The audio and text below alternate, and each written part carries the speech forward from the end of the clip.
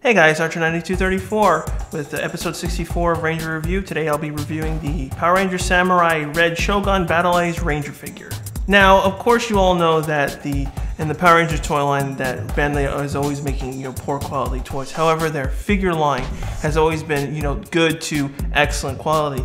And for the new Shogun Battlized Ranger, they've gone above and beyond to their higher quality to craftsmanship for this figurine. Now, if I'm not mistaken, this is probably the first time that the Bandai has ever released a 12-inch full-size figurine. Now, of course, it comes with all its main accessories for the Shogun Battlized formation and all its parts, including its traditional Mega Blade figurine. Unfortunately, it only allows you to transform inside the Mega Mode Red Ranger figure rather than the standard traditional Red Ranger. This figure also has full articulation. It can bend shoulder-wise, twist the wrist. Same, it has full movements on legs, ball joints on feet, so you can put them in any position. The only lack of articulation is pretty much the head. It only lets you do it left and right. Now, the figurine also comes with this highly detailed Mega Blade figurine.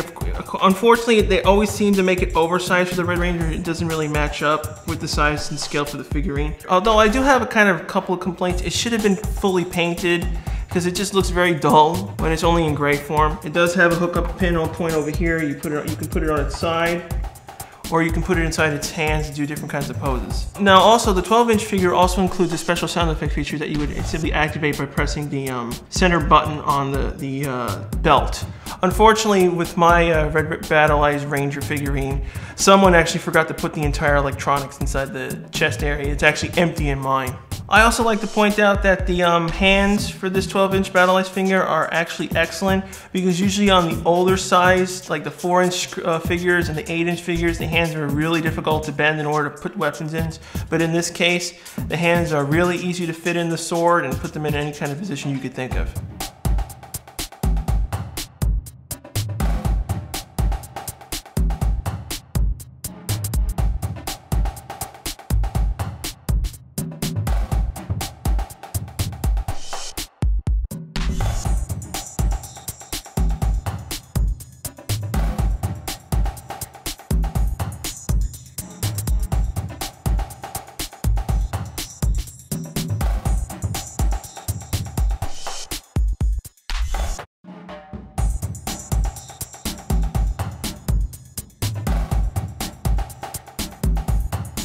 Alright, now here we have the Battlized Shogun Red Ranger figure. Now, of course, in this mode, this is where the entire figurine shines. It's beautifully crafted. It has all the parts that were used in the show. It has the Shogun head on the belt piece, which can also do the same sound effects by pushing the head. It has the feet and leg guards. It has the arm guards and the adjustable shoulder shields, and of course the chrome crest on top of the head. Overall, this figurine is pretty much beautiful. You can put it in any kind of pose you want, because all the pieces allow it to be in a different position. Nothing inhibits any kind of movement whatsoever, including the arm guards. They don't block any kind of articulation issues at all. It lets you bend the arm as much as you want. Overall, this figure is highly and beautifully detailed, right down to the red armor. All the armor that's on the Red Ranger, if you look closely, has speckle pattern inside the plastic itself, giving it to that extra detail. Now, I do have a little bit of minor gripes. While the crown is actually in chrome, the other gold part should have been in chrome in order to finalize the way the design was, because it looks weird because only the crown is chromed. The toy overall is beautifully designed. There's really no fault into the figurine whatsoever.